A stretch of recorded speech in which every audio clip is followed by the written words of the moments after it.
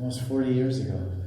About 40 years ago, around 1980s or so, one very good disciple of Srila Prabhupada, a good devotee, and good long track record of many good sevas for Prabhupada's pleasure, he was having repeated dreams of Srila Prabhupada. Very long, extensive dreams, and have long discussions.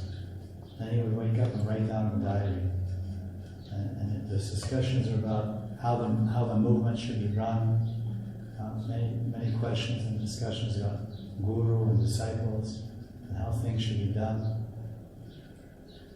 And a lot of really interesting and believable and good things came out of there.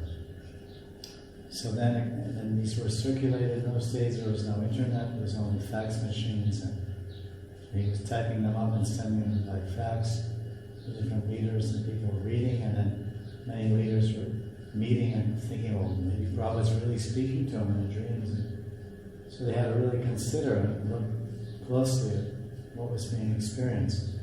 But for the most part, 90% of what was going on there was not accepted, was rejected as not proper, not really the mode of Prabhupada, as all that, because he's only one disciple, seeing it like that and having dreams like that. And his dreams were such that Prabhupada is working through me as a medium, and he's giving instructions through me for the benefit of the whole society, so please listen to me. So they did, and the leaders did for some time, and examined many things and suggestions. For the most part, they rejected it all and disregarded it. So that's an example of a very good devotee and having very wonderful experiences. So it's not always true.